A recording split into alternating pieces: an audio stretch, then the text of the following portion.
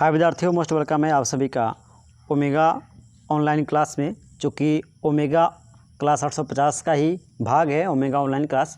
तो आज हम लोग बिहार बोर्ड क्लास 12 का इंग्लिश से इंडियन सिविलाइजेशन एंड कल्चर, यानी आपके जो रेनबो जो है किताब है उसका जो पहला चैप्टर है इंडियन सिविलाइजेशन एंड कल्चर, तो इसे आज हम लोग इसका समरी डिस्कस करेंगे। बिल्कुल जो है मैं हर एक पॉइंट को कवर करने वाला हूँ, बिल्कुल आप लोग क्लास के लास्ट तक रहिएगा। और सबसे पहले बात कर लेते हैं इसके जो राइटर हैं इंडियन सिविलाइजेशन एंड कल्चर।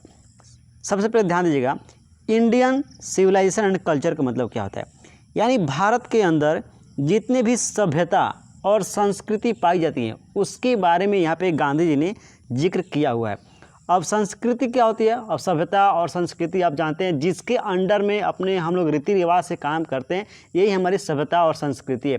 जैसे पहनावा होता है, बोलचाल की भाषा होती है, हर एक चीज़ हमारा होता है कल्चर, हर एक चीज़ को मिलाकर संस्कृति और सभ्यता बनता है, ठीक ना।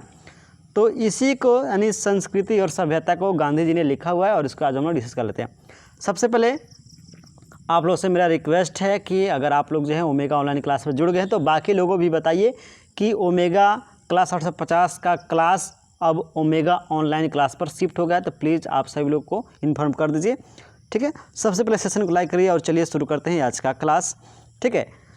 ध्यान दीजिएगा, गांधी जी के बारे में पहले बात कर लेते हैं।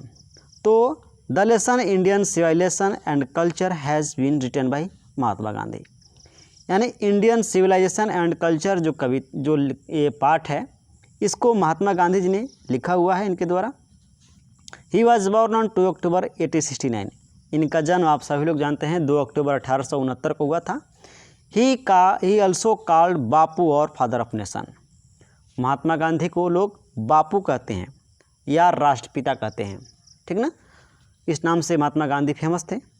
ही shooted by Nathuram Godse on 30 June 1948, और अंततः जो है 30 जनवरी 1948 को महात्मा गांधी को नाथूराम गोडसे ने शूट कर दिया, उनको गोली मार दी, जिसके कारण नाथूराम गोडसे को जो फांसी भी हुई थी, ठीक ना। अब हम लोग चलते हैं समरी पे, एक एक चीज़ एक एक पॉइंट आप लोग जो है ध्यान से दिखेगा, मैं एक एक चीज़ को कवर करने वाला हूँ। और बिल्कुल जो पॉइंट इस समरी में कवर नहीं होगा ना उसको मैं लास्ट में इस वीडियो को बताऊँगा, हर एक पॉइंट, जिससे आपका A to Z objective solve हो जाए। ओके, चलिए शुरू करते हैं। सबसे पहले ध्यान दीजिए, इन दिस एसे, यानी यह आपका अध्याय जो है एक एसे है, निबंध है। In this essay Mahatma Gandhi express the future of Indian civilisation, इस अध्याय के माध्यम से महात्मा गांधी भारत के जो सिविलाइजेशन है, जो सभ्यता है, उस सभ्यता के फीचर को, विशेषता को बताने का प्रयास करते हैं। यानी इस अध्याय में महात्मा गांधी जी ने हमारी जो भारत की जो संस्कृति, सभ्यता है, रहन सहन, बोलचाल, जितनी कुछ भी है, वो सभी चीज़ों को महात्मा गांधी ने इस अध्याय में बताने का प्रयास किए हैं। The Mahatma show a vivid comparison between the western civilisation to that of Indian, कहते हैं कि महात्मा शो ए विविड, यहाँ पे विविड का मतलब होता है कि एक तरह से चमकीला या भव्य कह सकते हैं। Vivid comparison between the western civilisation to the that of Indian, यानी महात्मा गांधी भारत की जो सभ्यता है, जो संस्कृति है, उसकी तुलना पश्चिमी देश की जो सभ्यता है, जो संस्कृति है, उससे करते हैं। और कहते हैं कि जितने भी ये चमक दमक के साथ जो है ये सभ्यताएं हैं, उसके साथ भारत की तुलना की जा रही है। ही से दैट, वो कहते हैं the western civilization elevates the moral value of life, Mahatma Gandhi करते हैं कि जो पश्चिमी वेस्टर्न सिविलाइजेशन है, यानी पश्चिमी देशों की जो सभ्यता है, वह एलिवेट्स करता है। एलिवेट्स का मतलब होता है कि लाइफ को ऊपर उठाना, यानी लाइफ को अधिक मूल्य देता है, अधिक जो है महत्व देता है। कौन सा? तो वेस्टर्न सिविलाइजेशन, पश्चिमी देशों की जो भी सभ्यता हैं वे सभी क्या करती हैं, जीवन को मूल्य प्रदान करती हैं, अधिक महत्व देती हैं।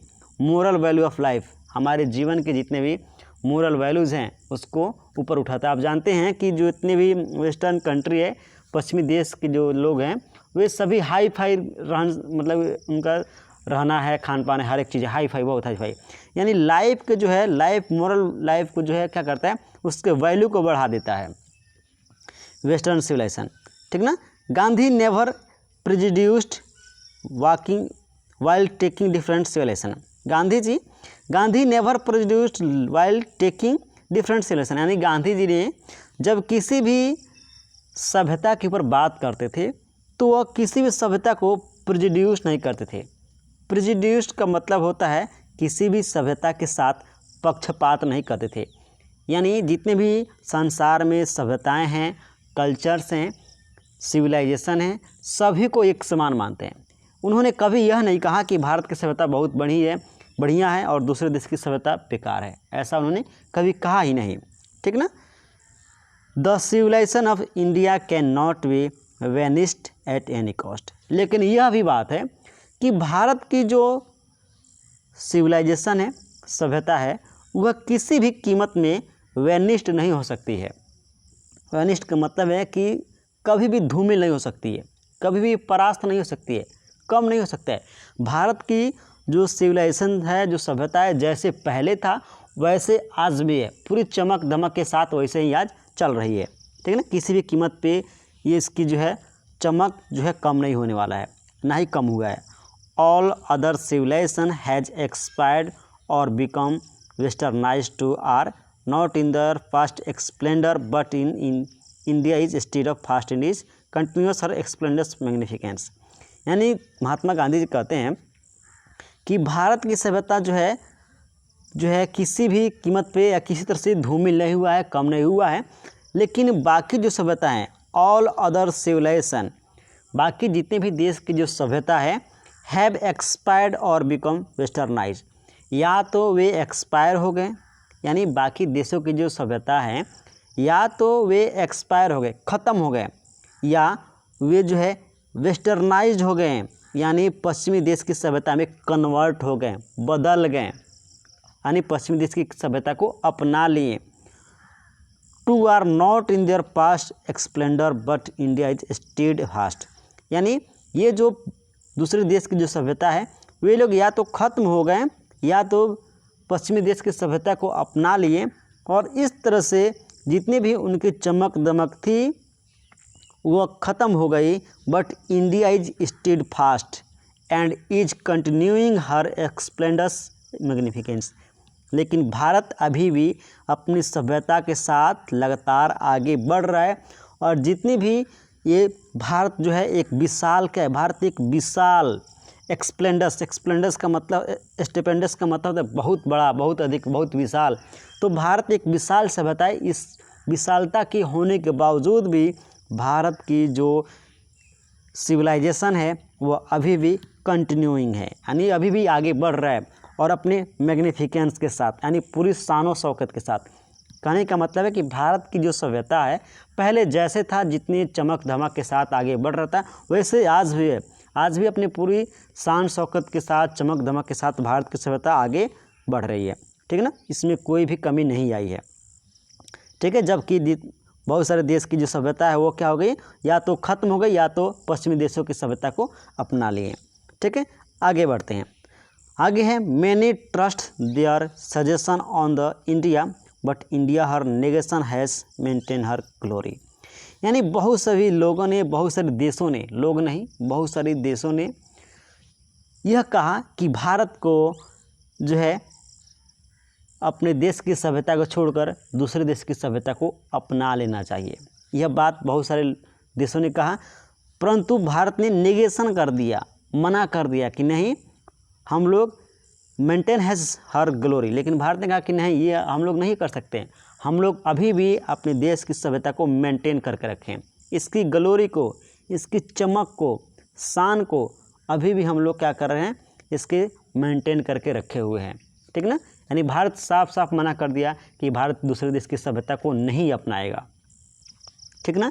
ही sometimes stress the amalgamation of what is the best in western civilisation. यहाँ तक कि बहुत सारे देशों ने यह भी सुझाव दे दिया कि भारत की सभ्यता में एमलगेमेशन कर लेना चाहिए, यानी भारत की जो सिविलाइजेशन है, सभ्यता है, उसे पश्चिमी देशों की सिविलाइजेशन के साथ एमलगेमेशन कर लेना चाहिए। एमलगेमेशन का मतलब होता है मिलाव कर लेना चाहिए, ठीक ना, संयुक्त होना चाहिए। यानी भारत की सभ्यता में पश्चिमी देशों की सभ्यता को भी मिला लेना चाहिए, ठीक ना। लेकिन जो है अकॉर्डिंग टू गांधी जी के अनुसार civilization is the path which point to the people of country to their duty. देखिए, कहने का मतलब है कि बहुत सारे देशों ने कहा कि भारत के जो सिविलाइजेशन है उसे अपने सिविलाइजेशन के साथ साथ पश्चिमी देशों के भी सिविलाइजेशन को अपना लेना चाहिए, एमलगेमेशन कर लेना चाहिए, यानी मिला लेना चाहिए, ठीक ना। लेकिन भारत ने साफ साफ मना कर दिया। और गांधी जी का मानना है, according to Gandhi ji, civilization is a path which point to the people और कंट्री टू देयर ड्यूटी। यानी सिविलाइजेशन एक पाथ है, एक रास्ता है, which point to the people, जो लोगों को क्या करता है, point to the people of country to their duty. Civilization सभ्यता एक रास्ता है जिसके माध्यम से लोग अपने देश की ड्यूटी को निर्धारित करते हैं। सिविलाइजेशन देश के लोगों को ड्यूटी को बताता है कि आपका कर्तव्य क्या है, आपको क्या करना है, यह सिविलाइजेशन का काम है, ठीक ना। Gandhi ji express some of feature of Indian civilization. For example, Gandhi ji Indian civilization के कुछ यहाँ पे फीचर को बताने का प्रयास करते हैं और एग्जांपल में देते हैं कि सिंपल लिविंग, हाई थिंकिंग। कहने का मतलब है कि गांधी जी भारत के लोगों के अंदर जो फीचर देखें उस फीचर को बताने का प्रयास किए और कहें कि भारत के लोग यहाँ की जो सभ्यता है उसमें सिंपल लिविंग, हाई थिंकिंग है। यानी यहाँ के लोग साधारण जीवन व्यतीत करते हैं, सादा जीवन, उच्च विचार। आप सुने होंगे, यानी भारत के लोगों के जो जीवन है वो सादा है, बिल्कुल सामान्य तौर से रहते हैं, लेकिन उनकी जो सोच है ना बिल्कुल हाई है, बिल्कुल ऊंचा सोचते हैं, ठीक ना, उनकी सोच बिल्कुल हाई है।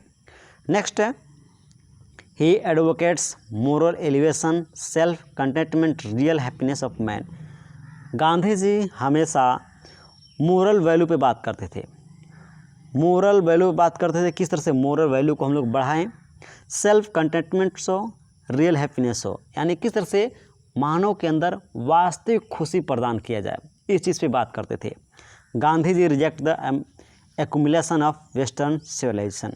गांधी जी पश्चिमी देशों की जो एक्यूमुलेशन था, जो इंडिया के सभ्यता में मिलने की जो चाहत थी, उसको बिल्कुल नकार दिए, मना कर दिए कि भारत की संस्कृति में किसी तरह से दूसरे देश की संस्कृति सभ्यता नहीं मिलेगी, भारत ऐसा नहीं करने वाला है, ठीक ना।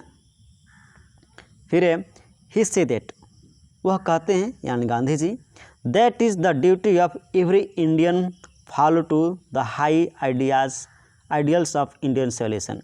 यानी गांधी जी कहते हैं कि यह भारत के प्रत्येक लोगों का कर्तव्य है कि वे एक हाई आइडियाज़ रखें, भारत की संस्कृति में वे एक हाई आइडियल पर्सन बने, आइडियाज़ रखें।